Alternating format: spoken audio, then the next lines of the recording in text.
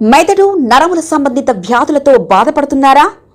కర్నూలు, హైదరాబాద్, చెన్నై, బెంగళూరు వంటి నగరాలకు వెళ్లకుండా ఇప్పుడు మన పొద్దుటూరులోనే ఈ సమస్యల పరిష్కారానికి అందరి కోసం స్థాపించబడింది వెంకటారాధ్య న్యూరో కేర్. మా అడ్రస్ డోర్ నంబర్ 9/397 ఈశ్వర గ్యాస్ ఏజెన్సీ పక్కన, హోమ్ హాస్పేట, పొద్దుటూరు, కడప జిల్లా. మా ఫోన్ నంబర్ 8519901459.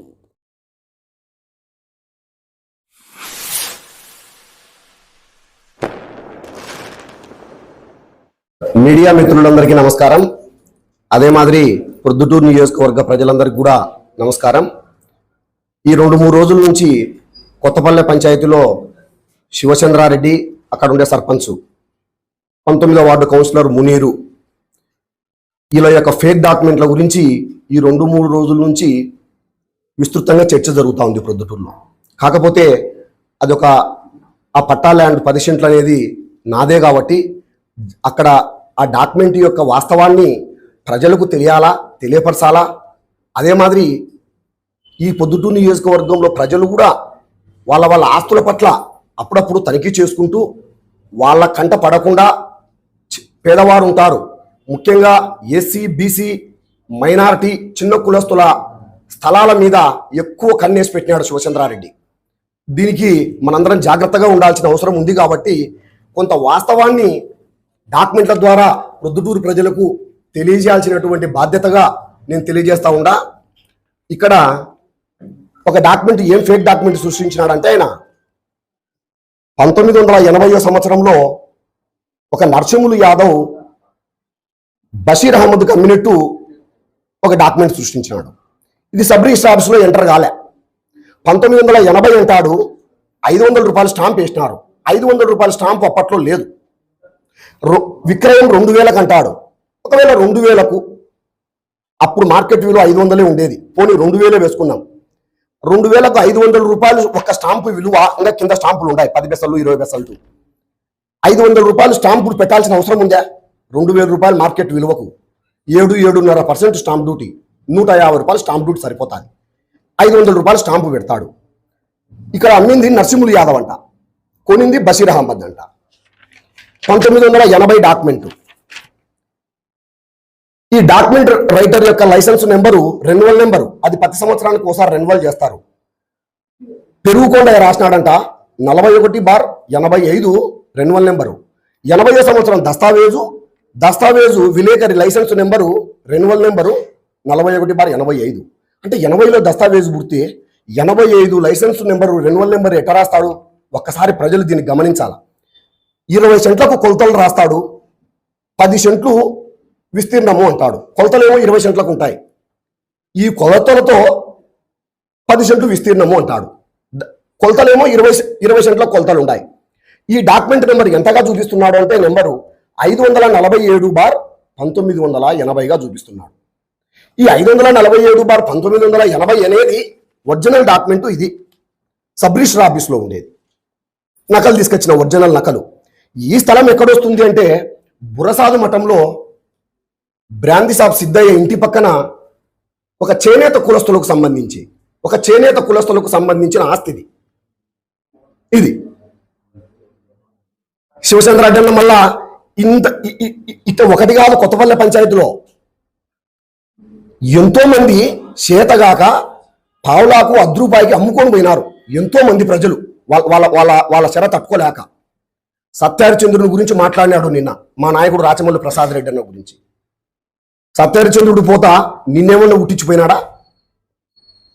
కాణిపాకం ప్రమాణము ఛాలెంజ్ అని ఏదో పెద్ద గొప్ప మాటలని మాట్లాడినాడు. నేను చెప్తానా శివచంద్రారెడ్డి అన్నకు, నా భార్య, నా చిన్న కుమారుడు కాణిపాకం ప్రమాణం వచ్చేదానికి మేము రెడీగా సిద్ధంగా ఉండాం. ఇప్పుడే పడగొట్టించింది పోయినది మా మనిషే, నాకు తెలుసు అంటున్నావు. నీకు తెలుసు, నీ ఆదేశాల మేరకే వాళ్ళు పడగొట్టేదానికి పోయినారు ఫేక్ డాక్యుమెంట్లతో. నీ ఆదేశాల మేరకే దీనికి ఛాలెంజే.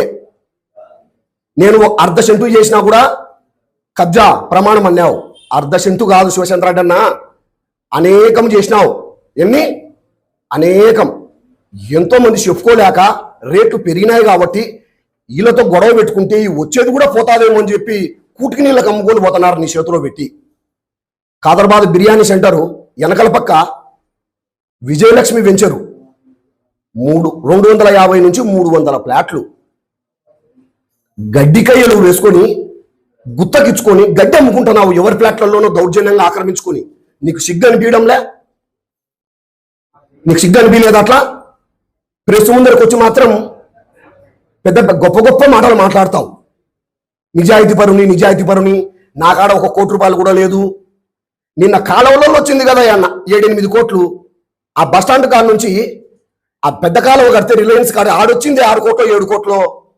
నీ నెల ఇన్కమ్ ఈ ఆంధ్రప్రదేశ్లో ఆ పెద్ద స్థాయిలో ఉండే మంత్రులకు ముఖ్యమంత్రులకు తప్ప మిగతా స్థాయిలో ఉండే వాళ్ళందరికంటే నీ నెల ఇన్కమ్ కోటాను కోట్లలో ఉంది. ఒక మేజర్ గ్రామ పంచాయతీ సర్పంచ్ మొదటిసారి అయినావు. ఎట్లుండాల నువ్వు?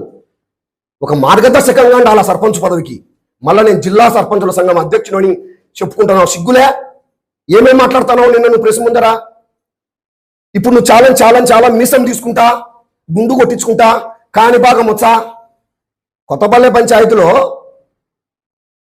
ఏ దానికైనా నువ్వు డబ్బు తీసుకోకుంటే ఆశ్చర్యంగా ఉండాలా. బంగారం గట్లోకి ఒక కస్టమర్ పోతే బంగారు వ్యాపారస్తునికి అమ్మిన ఆదాయమే కొన్ని ఆదాయమే. అట్లాగా 24 గంటలు ఒక 5-6 మంది పంచాయతీ స్టాఫ్ను పెట్టి బిల్ కలెక్టర్లను సందు గొంతు రోజు సర్వే చేసి చెప్తున్నావు. ఇట్లా చెప్పుకుంటా పోతే నాకాడ కోటి లేదు అంటున్నావు. దానికి ప్రమాణమే నువ్వు సర్పంచ్ కాకముందు నీ ఆస్తి ఎంత, ఇప్పుడు నీ ఆస్తి ఎంత, దానికి కూడా ప్రమాణం 1 కోటి రూపాయలు లేదన్నావు కదా. ఇంట్లో 2 మిషన్లు ఎంచుకుంటే దానికి చేతులు సరిపోక 2 మిషన్లు పెట్టుకున్నావంట. కోట్లు ప్రతిదీ నువ్వు నిన్న ఆరోపణలు చేసినావు ప్రమాణానికి. నీ కోసం ఎదురు చూస్తానా? ఈ ప్రెస్ నీకు ఇంకొక అర్ధగంటకో గంటకో నీ దగ్గరకు వస్తుంది. నాది 100% జెన్యూన్ ప్రాపర్టీ, మీది ఫేక్. భయపడి ఎంతో కొంత మీకు ఏమంటారు దాన్ని, లంచం, మీ కప్పం, మీ ముడుపు చెల్లించి నేను కట్టుకోవాలని. అక్కడ మేజర్ గ్రామ పంచాయతీకి 20 సంవత్సరాల నుంచి సర్పంచ్గా ఉంటాం. 13 సంవత్సరాల నుంచి మా భార్య సర్పంచ్ ఉంది. నేను ఒక ఎంపీపీగా ఉండా. మేమందరం కూడా మా నాయకుడు మా రాచమల్లి శివప్రసాద్ రెడ్డి మాకు ఏం నేర్పించినాడు? సర్పంచ్ అంటే ఈ గ్రామానికి కట్టుబడి మాదిరి సర్వీస్ చేసి ప్రజల్లో మన్ననలు పొందాలా అని చెప్పినాడు.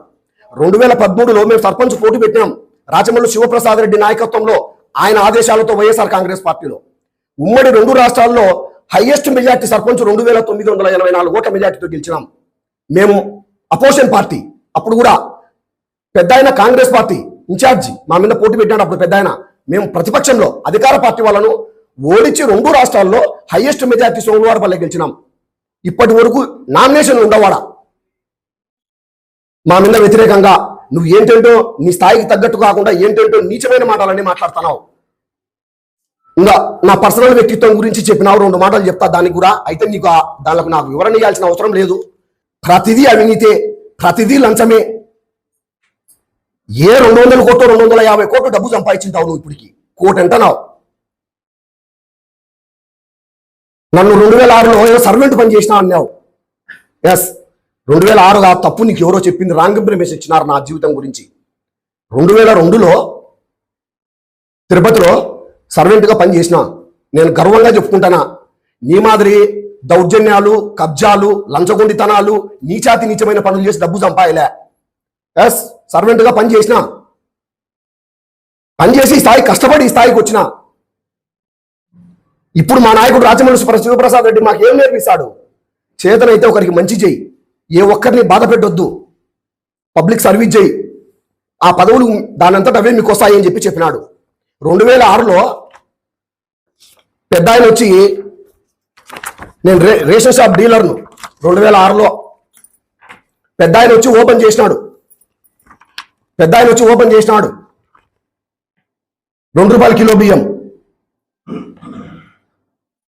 1997లో నేను ఒక స్కూల్ కరస్పాండెంట్గా ఇదే పెద్ద ఆయన వరదరాజు రెడ్డి గారే అప్పుడు ఎమ్మెల్యేగా పనిచేస్తున్నారు.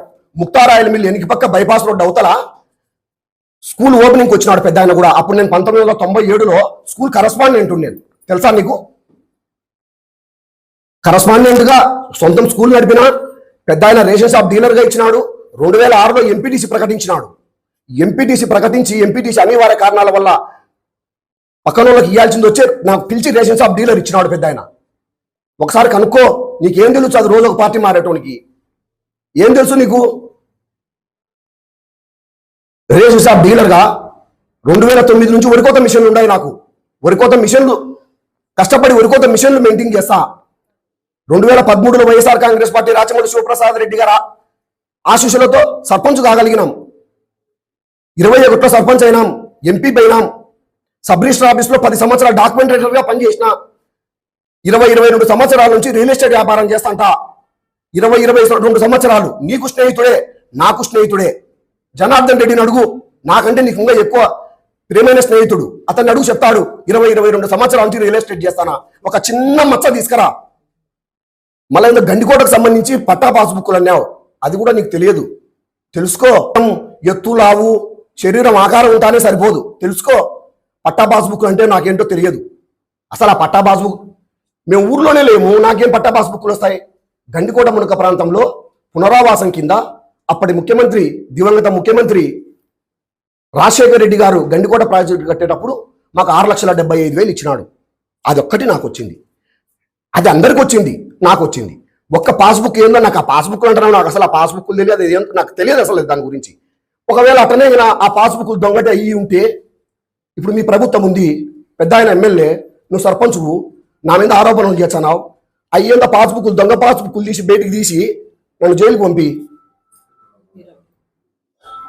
ఏమన్నా నీకు ఒక రవ్వ నీతి నిజాయితీ ఉంటే నీకు మాట్లాడేదానికి?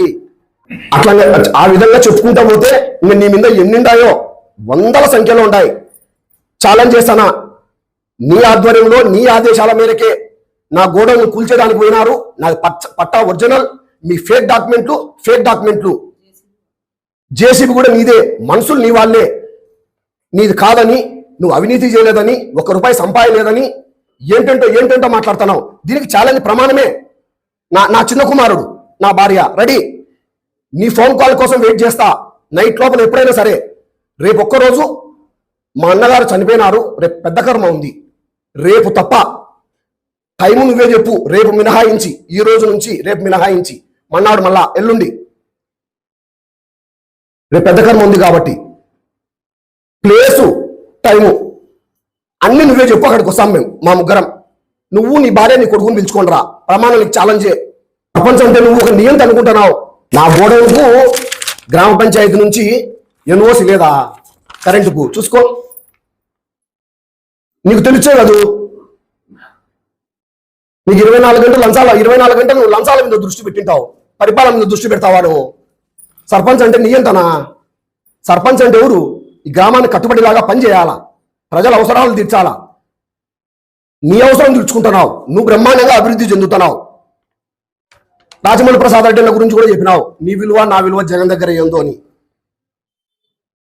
నీ విలువ చాలా ఉంది జగన్ దగ్గర. జగన్ సార్ ఒక్కసారి అపాయింట్మెంట్ ఇచ్చే నేను పార్టీలో ఉంటా, రాచమల్లి శివప్రసాద్ రెడ్డికి పనిచేస్తా, నాకు ఒక్కసారి అపాయింట్మెంట్ ఇమ్మని అడిగినాడు. జగన్ సార్ అతను వేస్ట్ ఫెలో, నాకు సర్వేలు అన్ని వచ్చినాయి, అతను వేస్ట్ ఫెలో, అతన్ని కలిసాల్సిన అవసరం లేదు, వదిలేయండి అని చెప్పినాడు అతన్ని. నీకు అందుకే ఇంటర్వ్యూకి ఇయ్యలే జగన్ సార్, తెలుసా? నువ్వు ఎన్ని మాటలు మాట్లాడతావు? నాకు వైఎస్ఆర్ గుండె అంటావు, జగన్ రక్తం అంటావు, పార్టీ మారుతానే ఎన్టీఆర్ రక్తం అంటావు, చంద్రబాబు పసుపు రంగు అంటావు. ఎన్ని శరీరంలో ఎన్ని రంగులు ఉన్నాయి బా? సర్పంచ్ విధి విధానాలు, సర్పంచ్ యొక్క బాధ్యతలు, సర్పంచ్ యొక్క రెస్పాన్సిబిలిటీ అనేది యాక్ట్ బుక్ చదువు, నీకు తెలుస్తుంది. ఈ ఛాలెంజ్ నీ ఫోన్ కాల్ కోసం మీడియా మిత్రుల ద్వారా నువ్వు ప్లేస్ టైం చెప్తే దానికోసం ఎదురు చూస్తున్నాం. 100కు 2000% నువ్వు కొత్తపల్లె గ్రామ పంచాయతీలో విపరీతమైన కబ్జాలు, అక్రమాలు, అవినీతి, దౌర్జన్యం, నువ్వు ఒక నియంతలాగా పరిపాలిస్తున్నావు. సర్పంచ్ లాగా లేదాడా? ఒక్కసారికే సర్పంచ్, మళ్ళా ఎవరు గెలుస్తారు ఎవరు ఓడతారు రాని తెలుసుకున్నామంటున్నావు. అది అట ప్రగల్భాలు వాళ్ళందరూ గాలికి పోయినారు. అది అవసరం లే, ప్రజలు నిర్ణయిస్తారు ఎవరు గెలిచేది ఎవరు ఓడేది. తెలుసుకొని మాట్లాడు సుశేందర్ రెడ్డి అన్న. ఈ ఛాలెంజ్ స్వీకరించు. నీ నిజాయితీ నిరూపించుకో, మా నిజాయితీ మేము నిరూపించుకుంటాం. కాని భాగమైనా సరే, ఎక్కడైనా సరే ఫస్ట్ నేను, నా భార్య, నా కొడుకు, నా చిన్న కుమారుడు చేస్తాం. మేము చేసిన తర్వాత నేను చేసిన ఆరోపణలన్నీ 100కు 1000 రెట్లు ఇది కరెక్ట్. నేను చెప్పేదే కరెక్ట్. నువ్వు చెప్పిన మాట, నిన్న మాట్లాడేట అన్ని అబద్ధాలే. ఆ డాక్యుమెంట్ ఫేక్ డాక్యుమెంటే. ఈ ఛాలెంజ్ స్వీకరించు.